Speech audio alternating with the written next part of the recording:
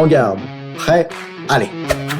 C'est parti pour Parade Mentale, une mini-série spéciale du podcast Obsession Progression, dans laquelle on va parler spécifiquement du mental en escrime avec un coach expert de la discipline.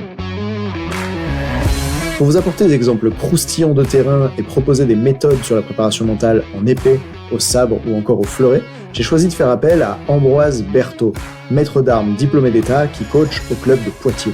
Je lui ai demandé de venir avec des exemples spécifiques des plus gros challenges sur la dimension mentale dans son sport, pour lui et pour ses athlètes. Mon intention, c'est de vous amener des études de cas précises pour qu'on parle réellement du terrain et que vous repartiez avec des techniques ou des prises de conscience pour améliorer vos perfs et riposter quand c'est difficile. Tout ça, peu importe la discipline, même dans des sports collectifs. On a pris beaucoup de plaisir à échanger parce que quand Ambroise amenait ses problèmes, je contre-attaquais avec des solutions et on faisait le lien avec d'autres sports dans lesquels les mêmes transformations seraient utiles. De l'entraînement à la compétition en passant par les relations au sein du groupe, on aborde précisément ce qui peut faire basculer le match. Alors n'esquivez pas les détails et partez à l'assaut de ces épisodes, rendus possibles par Editora.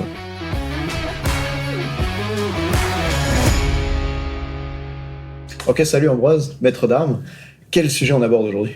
Salut Nathan, aujourd'hui on va parler d'athlètes que j'ai accompagnés en escrime et qui se sont le plus transformés grâce à mon coaching. Alors j'aimerais commencer par te parler de Paul, qui est un escrimeur qui, sur la piste, réfléchissait beaucoup, hésitait beaucoup, et du coup avait du mal à avoir confiance dans ses actions au moment de déclencher justement ses actions fétiches pour pouvoir toucher l'adversaire. Donc lui, il évolue en moins de 17 ans. Quand tu dis il réfléchissait beaucoup, c'est quoi réfléchir beaucoup en escrime ? Réfléchir Parce que bon, beaucoup, c'est quand même un truc où tu te tapes dessus. Il n'y a pas beaucoup de réflexion quand même. Ah, alors détrompe-toi, l'escrime c'est un sport qui est extrêmement technique, tactique, où il faut gérer une distance par rapport à l'adversaire, un timing par rapport aux actions qu'on veut déclencher et la vitesse de réaction de l'adversaire. Donc il y a énormément de petits paramètres comme ça à ajuster. Et du coup, Paul, il avait cette tendance à se poser énormément de questions au moment de sa phase de préparation. Et même au moment de déclencher son action, il était encore dans le doute à se demander si cette action elle allait être appropriée, dans le bon temps, à la bonne distance, bien justifiée par les réactions adverses. Ok. Et ça, à quoi tu peux l'observer, ou plutôt quel problème ça cause quand le tireur, l'escrimeur, il est en train de réfléchir ? Ben, ça se voit très très vite, parce qu'au moment de déclencher son action, il va rajouter une préparation qui n'était pas nécessaire, ou alors il va complètement se bloquer et commencer à céder du terrain sur la piste, à laisser l'adversaire reprendre l'avantage sur lui. On peut aussi le voir au fait qu'il déclenche effectivement son action, mais pas avec une grande conviction, pas avec une grande intensité. Et donc cette action, elle est vouée à rater, et souvent il se fait sanctionner par la contre-attaque adverse. Tu veux dire comme si au moment où il déclenchait, comme il est encore en train d'y réfléchir un peu, il n'y a pas tout à fait l'intensité dans l'action ? Exactement. Okay. Ouais. Donc on a fait un bon travail avec Paul. Alors, ce qui est rigolo, c'est que ses coachs lui ont souvent reproché justement de trop réfléchir, de se poser trop de questions, etc., etc. Alors moi, j'ai eu un peu la démarche inverse avec lui. C'est-à-dire qu'en entretien individuel, ou pendant quelques minutes lors de nos leçons individuelles techniques d'escrime, je le laissais parler, s'exprimer, et puis me poser toutes les questions qu'il voulait. Et juste, je l'amenais à intellectualiser certaines choses. Et j'ai l'impression qu'aujourd'hui, il a compris plus de choses qu'il y a encore 1 ou 2 ans. Okay. Et du coup, après, quand il est sur la piste, il n'y pense plus, puisqu'il les a intégrés. Et donc, il est capable, aujourd'hui, de tirer en étant un peu plus libéré et un peu moins bloqué, freiné par le poids de tous ces questionnements. Comme s'il en avait déjà résolu une certaine partie. Ok, ça a l'air un peu contre-intuitif ce que tu dis. J'ai l'impression que quand il y a un tireur qui réfléchit trop sur la piste, ce qu'on a envie de lui dire, c'est arrête de réfléchir. Et que toi, la façon dont tu veux résoudre ça avec lui, c'est de dire tiens, bah, s'il réfléchit, c'est qu'il se pose des questions. Et du coup, je vais faire en sorte qu'il ait des réponses à ces questions et que ça soit clair. Comme ça, ensuite, il arrêtera d'y réfléchir. C'est bien ça ? Exactement. En fait, au lieu de le faire culpabiliser de trop réfléchir, je l'ai accompagné dans sa réflexion. Et c'est, je pense, vraiment le boulot du préparateur mental que de préparer l'athlète à être au top de sa performance le jour J. Alors aux entraînements, pendant les leçons individuelles, c'est très bien s'il se pose des questions et si on peut y répondre. Pour moi, c'était OK de perdre du temps de pratique avec lui, entre guillemets, sur les leçons pour répondre à ses questions. Pour qu'après, en compétition, il a déjà résolu ça. Ok, cool. Alors c'est marrant du coup, parce que je suis pas d'accord avec toi. Quand tu dis ça, c'est le boulot du préparateur mental, moi je trouve qu'à l'inverse, c'est celui de l'entraîneur qui s'intéresse à la dimension mentale parce que c'est un des facteurs de perf pour ces athlètes. Ce que je veux dire par là, c'est que tu vois, moi par exemple, je suis coach mental. D'ailleurs, il y a un athlète que j'accompagne en escrime, mais surtout, il y en a plein en sport de haut niveau. Et je crois que ce sur quoi tu l'as accompagné, je pourrais pas l'accompagner. Parce que c'est une conversation de spécialiste à avoir. Pour qu'il puisse avoir ces réponses-là en escrime, celles qu'il se pose, il a besoin probablement d'être accompagné par un maître d'armes qui comprend vraiment son sport. Et du coup, c'est un petit peu l'endroit où il y a le carrefour dans lequel en escrime, il y a à la fois l'aspect technique et l'aspect mental qui rentrent ensemble. Et je dis souvent, l'entraîneur, c'est le premier préparateur mental de l'athlète. Et du coup, à ce moment-là, va bien faire le job. Je pense que ça consistait en tant qu'entraîneur à s'intéresser au mental de ceux qui tirent. Qu'est-ce que t'en penses ? Ouais, carrément.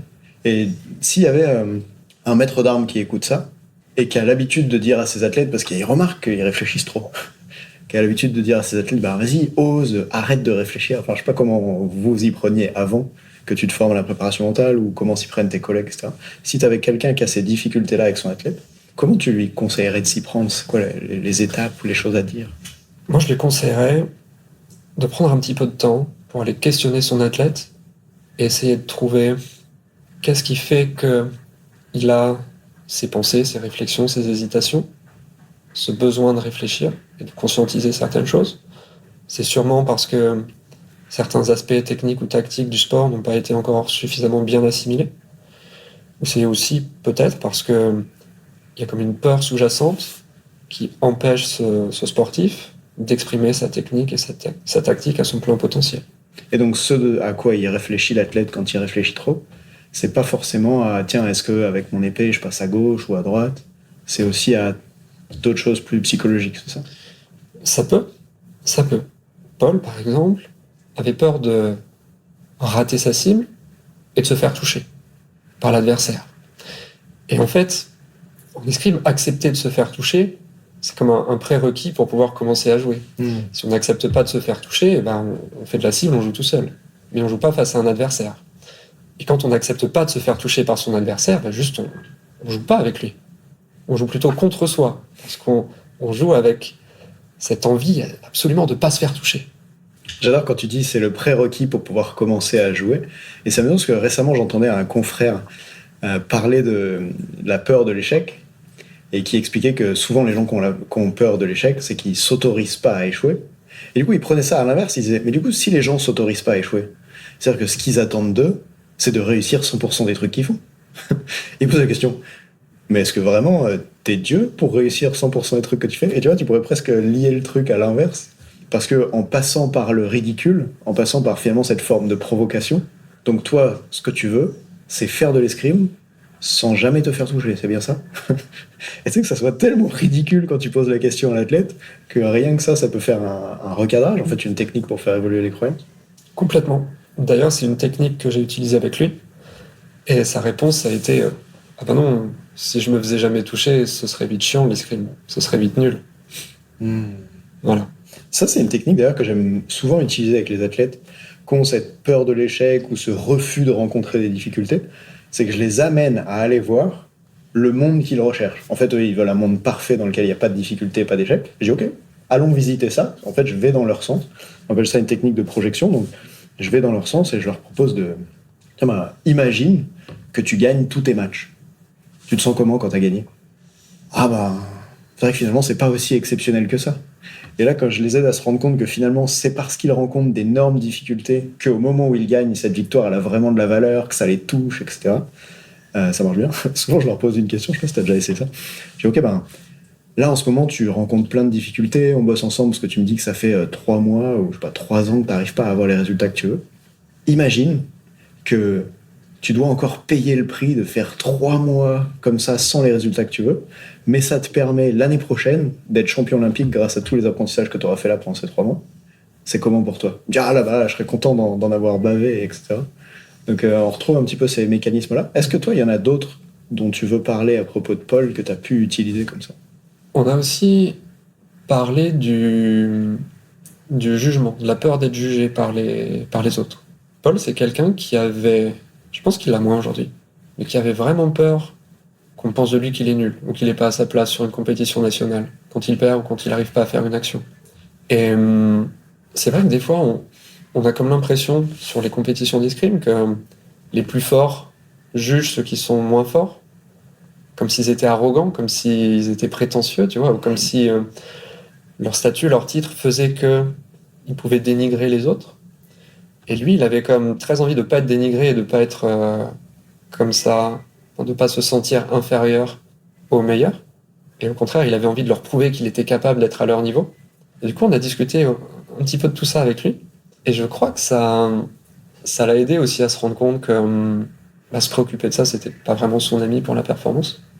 Parce qu'en faisant ça, en se préoccupant de ce que ses athlètes qu'il estimait meilleurs que lui pouvaient penser de lui, et ben juste ça le bloquait encore plus et là, ça l'empêchait encore plus d'exprimer ses capacités sur la piste. Ok, je comprends. Est-ce que tu veux qu'on passe à un autre athlète que tu as accompagné et qui s'est transformé grâce à ton coaching sur la dimension mentale? Ouais, carrément. Peut-être on pourrait parler de Léa. Léa, c'est une jeune escrimeuse qui évolue aussi en moins de 17 ans. Attends, je coupe pour rassurer tout le monde qui nous écoute. Les prénoms qu'on a là, donc c'est des études de cas concrètes, mais qui ont été anonymisées, évidemment. Vas-y, fonce. Voilà, donc Léa, je la suis depuis longtemps et elle a comme un énorme problème d'estime de soi où elle se juge dès qu'elle n'arrive pas à faire ce qu'elle veut comme étant nulle. En fait, elle s'est tellement mis dans la tête qu'elle était nulle et qu'elle n'avait pas le niveau qu'elle est complètement bloquée quand elle est sur la piste. Alors avec elle, on a eu plusieurs approches avec mon collègue. Déjà l'approche de vraiment la pousser à la leçon individuelle et aux entraînements pour lui prouver qu'elle est capable de tenir et d'endurer des difficultés, de tenir des séances difficiles et d'en sortir fière et la tête haute. Et aussi, j'ai fait quelques entretiens individuels avec elle qui consistaient surtout à lui faire prendre conscience que même si elle gagnait pas à l'escrime, même si elle n'avait pas des résultats incroyables, elle gagnait énormément de choses sur le plan humain et personnel grâce à ça. Et d'ailleurs, c'est assez fou parce que à la fin de l'entretien individuel, elle ressort avec une liste sur une feuille A4 remplie d'avantages qu'elle trouve à faire de l'escrime comme ça à haut niveau, en dehors de l'escrime. Et depuis cet entretien-là, elle a comme un regain d'estime de soi, un regain de boost et de confiance. C'est pas pour autant qu'elle a des résultats encore incroyables. En tout cas, elle vit mieux ses compétitions, elle vit mieux ses défaites, elle savoure mieux aussi ses petites réussites quotidiennes aux entraînements. Et je trouve ça plutôt cool. Dans cette situation-là, il y a pas mal d'entraîneurs qui vont me dire oui, mais comme c'est plus facile pour elle, comme elle savoure mieux, est-ce que finalement ça ne l'empêche pas de tout donner? Eh ben non, au contraire. Et justement, depuis le début de la saison, elle donne beaucoup plus. Elle donne beaucoup plus et elle fait des matchs plus accrochés. Elle fait des matchs dans lesquels elle ose plus, elle prend plus de décisions, plus d'initiatives. Et même elle fait des matchs dans lesquels elle souhaite pas forcément être coachée, mais se débrouiller et apprendre par elle-même. Et c'est aussi quelqu'un qui, en termes d'autonomie, a beaucoup à apprendre. Ok. En fait, un athlète épanoui peut se donner finalement 2 fois plus parce qu'il y a des moments où, quand elle avait cette estime de soi faible et qu'elle se disait je suis nulle, etc., tu peux voir certainement qu'il y a des moments où ça l'empêche de s'engager dans l'action, elle va rester au bord de la piste, elle va pas peut-être faire moins de rotation, des choses comme ça. Il y a au moins 2 méthodes que j'ai perçues parmi celles que tu as décrites juste avant. Une des méthodes de coaching, on pourrait dire, c'est de coacher par le pire. Tu as démontré qu'en faisant des efforts et des séances très dures à l'entraînement, tu as montré qu'en fait, elle était capable de traverser un certain nombre de choses. Je me souviens de ça à l'époque où j'étais demi-fondeur, donc je faisais du 1500 sur piste en compétition, du 3000 aussi. Je me souvenais de ces crosses que je faisais, qui faisaient 10 km, il fallait courir dans la montagne, faire beaucoup de dénivelé, etc. Et quand j'étais sur la piste et que dans ma course de moins de 5 minutes, j'en bavais de fou, je me disais, non mais c'est bon, t'as réussi à tenir 10 km avec une grande montée, là tu peux aller au bout de cette course de 5 minutes. Et je crois que du coup, de faire vivre à nos athlètes des expériences qui sont pires qu'eux, leur permet des fois de se sentir mieux dans d'autres circonstances. Mmh. Et pour la deuxième méthode que tu as utilisée, en fait, ce qui s'est passé d'intéressant, c'est que Léa, elle voyait qu'en escrime, ça marchait pas. Et du coup, parfois, les athlètes, ils ont tendance à être focus sur ce qui va pas. Sauf que si ça va pas dans un domaine de vie, ça va forcément dans d'autres. Et ce que ça apporte pas à un endroit, ça l'apporte ailleurs. Et du coup, à ce moment-là, en fait, vous avez fait une technique qu'on pourrait dire de dézoomer, qui est de dire, tiens, mais oui, à cet endroit-là, ça marche pas pour toi, mais regarde, quand ça marche pas pour toi à cet endroit-là, où est-ce que ça marche? Et quand tu fais ça, ça lui permet d'avoir une perspective plus complète de la réalité, en fait, de faire évoluer ses perceptions. Avant, on voyait beaucoup plus de négatifs et pas autant de positifs. T'as, disons, rééquilibré ses perceptions. Et ça fait quelque chose de mieux. Ok, je crois. Est-ce que tu veux parler du troisième athlète auquel tu pensais? Ouais, carrément. Je pensais à Jean. Alors Jean, c'est un athlète particulier, alors qui a le même âge que Paul et Léa, qu'il évolue en moins de 17 ans. Il est particulier parce que son papa est aussi maître d'armes, il est aussi enseignant d'escrime. Et c'est son papa qui l'a formé jusqu'à ce qu'il arrive chez nous. Ça a été assez difficile pour lui son arrivée dans notre structure parce que nouveau coach, nouvelle façon de faire, nouveau groupe d'entraînement, plus papa derrière pour lui donner ses conseils et les bons conseils qui avaient marché jusque-là pour lui. Donc ça a été assez difficile. Il a comme vécu des moments de creux, voire de régression dans sa progression et ses résultats. Ce qui nous a d'ailleurs été reproché par le papa maître d'armes. Et ça a cristallisé une espèce de tension entre les coachs. Et ce qui fait qu'on n'était plus du tout, nous, coachs, à l'écoute de Jean, et on n'était plus du tout performants pour lui. Un peu comme si nous, coachs de notre structure, on était en opposition avec son papa. Mmh. Donc on en a énormément discuté, vraiment énormément. Avec qui ? Avec tout le monde. Okay. Entre nous, coachs de la structure, avec Jean, avec son papa, avec la maman aussi de Jean. On a énormément discuté. Et enfin, après presque 1 an et demi de lutte acharnée, Jean, il arrive aujourd'hui à accepter la situation. Et il arrive aujourd'hui à trouver du positif, du bénéfique dans le fait d'avoir de nouveaux coachs avec de nouvelles visions, de nouvelles façons de faire les choses. Et nous aussi, de notre côté, on a plus de facilité à laisser Jean faire ses choix pour son projet sportif, pour sa progression, aussi en fonction de ce que lui dit son papa, qui est aussi maître d'armes, qui a toute légitimité pour le faire. Et donc c'est comme si on était plus en harmonie, un peu plus dans le lâcher-prise de chaque côté. Qu'est-ce qui a permis d'obtenir ça ? Beaucoup de moments de discussion avec lui, avec la maman et avec le papa. Ok. Et justement, comment est-ce que vous discutez ? Parce que si j'ai bien compris, le papa, il pouvait même être pas d'accord avec ce que vous mettez en place. En tout cas, tu as dit qu'il vous reprochait que son fils avait des résultats moins bons. Je peux imaginer que c'est difficile de discuter dans ces conditions-là, en tout cas que pas tout le monde est prêt à le faire. Comment ça s'est passé pour vous ? La première étape, pour nous, ça a été de lâcher un peu prise sur la méthode qu'on voulait plaquer sur Jean. Le papa nous a dit, bon, écoutez, là ça va pas, je connais mon fils, là il aurait besoin de ça, ça, ça et ça en ce moment. Et du coup, on a pris le parti de dire, ok, on essaye, on fait ça. Du coup, à partir de là, l'enfant déjà s'est senti un petit peu mieux. Et nous, on se mettait moins la pression sur il faut que Jean rentre dans le cadre. Parce que vous aviez un autre cadre que celui du papa. Exactement. Alors, c'est une vision différente de l'escrime, c'est ça ? C'est ouais, quoi un cadre ? Alors c'est ça, c'est à la fois une vision différente de l'escrime, et c'est à la fois une vision différente de l'entraînement et de la façon d'accompagner un jeune qui veut performer au niveau national. Alors notre crainte, en laissant plus de marge de manœuvre, de liberté à ce genre, c'est qu'on perde un petit peu en cohésion du groupe, où chacun suivait les mêmes exercices, les mêmes consignes. Du coup, on avait peur que ça casse quelque chose là-dedans. Alors en fait, pas du tout, ça a juste renforcé la cohésion du groupe. Parce que du coup, ce gamin-là s'est senti mieux dans le groupe et dans les entraînements, et du coup, il a pu réintégrer le groupe et recontribuer à une bonne cohésion, à une bonne harmonie au sein du groupe. Okay. Et c'est le seul à avoir exprimé ce besoin, ce désir-là. Tous les autres membres du groupe sont OK avec ce qu'on leur propose. Donc ça gêne personne, en fait. Tout va bien. Okay. Pour bien que je comprenne, lui, le jeune, à ce moment-là, qu'est-ce qu'il voulait ? Parce que j'ai bien compris ce que son papa voulait pour lui, ce que vous vouliez pour lui. Ouais. Lui, il voulait quoi ? Lui, ce qu'il voulait, c'est juste se sentir bien pendant les entraînements, se sentir bien pendant ses compétitions et retrouver des repères, des objectifs de progression qu'il avait un peu perdus. En fait, il était tiraillé entre ce que lui disait son papa et ce qu'on lui disait nous. Donc aujourd'hui, ouais, il accepte mieux la situation, il assume davantage sa part de responsabilité aussi dans sa progression sportive et il prend du plaisir à faire de l'escrime, ce qu'il avait complètement perdu depuis presque 1 an. Okay. Si on prend un peu de recul sur ce que tu dis là et qu'on l'applique à une situation où même il n'y aurait pas de papa maître d'armes spécialiste de l'activité, ce que je perçois, c'est que tu as un jeune qui est en difficulté au sein du groupe, pas forcément par rapport aux autres, mais en tout cas par rapport à sa pratique de l'escrime. Il trouve moins de plaisir, etc. Et ce qui peut l'amener à vivre ça à ce moment-là, c'est les exercices que vous mettez en place, que vous lui demandez. Et donc là, vous avez fait le choix de revenir en arrière et de vous intéresser, en fait, lui, de quoi il a besoin, qu'est-ce qui pourrait le mettre en situation, pas de facilité, mais plus facilitante. Et finalement, vous êtes repassé par quelque chose qui était plus fluide pour lui, allait créer plus de plaisir pour lui. Et en retrouvant ça va favoriser son intérêt pour ensuite revenir vers vos exercices.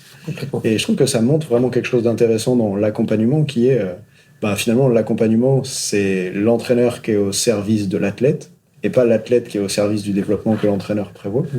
Ce qui t'amène au final à des fois prendre des virages, parce que si tu sens que ce que tu proposes, ça convient pas à l'athlète maintenant, tu peux passer par un autre chemin. Et là, vous, dans votre cas, tu me diras, nous, notre peur, c'était que ce soit pas exactement pareil que pour les autres athlètes. Oui, désolé, c'est aussi le métier du haut niveau, de devoir spécialiser pour certains athlètes comment vous vous y prenez. C'est sûr que c'est beaucoup plus complexe à gérer, que tu te demandes même, tiens, qu'est-ce que ça va créer comme problématique au sein du groupe? Parce que si on commence à faire un programme individuel pour un, comment est-ce que les autres vont réagir? Et en même temps, moi, je me pose la question, tiens, quel type de problème est-ce qu'on préfère résoudre? Est-ce qu'on préfère, par exemple, une école uniformisée pour tout le monde? Et je parle même en dehors de l'escrime, tu vois. Une école uniformisée où tout le monde fait la même chose, et c'est pratique, mais il n'y a personne qui est vraiment intéressé par ce qu'il fait. Ou bien est-ce qu'on a une école qui s'adapte à des envies de différents individus? Mais bordel, c'est difficile à gérer, il faut créer différentes écoles, différents programmes, des profs spécialisés de chaque truc. Et au final, du coup, je vois que c'est cette progression-là, finalement, que vous avez choisi d'avoir là-dedans. Désolé, je te challenge un peu quand je le dis, mais c'est comme ça que je le perçois. Ouais, c'est ça. Et en même temps, la vision qu'on essaie de transmettre à nos élèves, c'est celle de l'autonomie, de l'indépendance et du libre arbitre. On n'impose pas un style de jeu, on donne des outils, et après, ils vont piocher dedans en fonction de ce qu'ils préfèrent, leur personnalité et tout ça. Et justement, lui avait besoin de l'inverse. C'est-à-dire que pour lui, trop d'outils tue l'outil. Il avait comme besoin d'être recentré vers des choses qui, pour lui, fonctionnent. Est-ce que tu dirais aussi trop d'autonomie tue l'autonomie, dans son cas? Complètement. Ce que je perçois, c'est que, tu sais, finalement, tout ça, c'est presque des courants. J'avais cette conversation avec un entraîneur d'équipe de France de snowboard avec qui je sentais que pour lui, c'était très important de développer l'autonomie de ses athlètes. Et moi aussi, je milite pour ça. Je dis qu'il faut entraîner l'humain derrière la machine, et puis je dis qu'il faut pas faire l'école avec les coups de règle comme avant, etc. Mais du coup, finalement, on pourrait presque tomber dans le dogme inverse, qui est celui de il faut absolument qu'il soit autonome. Mais c'est aussi génial de se laisser piloter parfois et d'apprendre de cette manière-là. Je pense que l'exemple le plus flagrant, c'est qu'à une époque, je connais des entrepreneurs coachs sportifs qui ont voulu pour leurs clients dire en fait, on va rendre les clients autonomes, on va leur apprendre à concevoir leur propre séance d'entraînement, de remise en forme. On va leur dire comment faire, on va leur faire des vidéos sur Internet pour qu'ils s'entraînent de leur côté, ils vont pouvoir les faire à l'heure de la journée qu'ils veulent, ils seront 100% autonomes. Mais la réalité que beaucoup d'entrepreneurs coachs sportifs ont découvert, c'est qu'en fait, les gens, ils n'ont pas envie d'être autonomes. Et que c'est pas forcément dans leur intérêt. Dans le cas du coach sportif, moi, par exemple, avant, j'étais préparateur physique, je pourrais très bien faire moi-même mes séances d'entraînement, mais je vais à la box de CrossFit parce que j'aime qu'il y ait un coach face à moi qui me dise « Nathan, voilà ce que tu vas faire aujourd'hui », qu'il y ait des gens autour de moi qui s'entraînent et qui fassent la même séance. Et du coup, finalement, parfois, d'avoir moins d'autonomie, c'est au service de la motivation. Et si c'est au service de la motivation, c'est au service de la perf aussi. Et j'aime bien jouer avec ces concepts-là en disant « Tiens, oui, l'autonomie, c'est important, mais la raison pour laquelle on a dit que c'était tellement important, c'est qu'avant, personne s'y intéressait. En tout cas, on s'y intéressait pas assez. Et du coup, il ne faudrait pas qu'on fasse l'erreur inverse qui est de tomber dans il faut absolument que les rendre autonomes. On n'en était pas rendu à ce point dans les laisser dans l'autonomie. Chaque séance était bien balisée avec des temps d'exercice qui étaient prévus, conçus par les coachs et tout ça. Ouais, c'était plus cette question du choix des actions à réaliser. Lui avait besoin de travailler plus longtemps, plus spécifiquement certains types d'actions avec lesquelles il était confortable, plutôt que de travailler un panel de techniques variées. Okay. C'était le fond du problème. C'était le premier épisode de la mini-série Parade Mentale, donc n'hésitez pas à me contacter Nathan Delacoste sur Instagram pour me dire ce que vous en aviez pensé, ou à aller voir Ambroise, Escrime Vienne 86, si jamais vous êtes entraîneur d'escrime et que vous voulez en savoir plus. Et on se retrouve très vite dans le prochain épisode. Salut.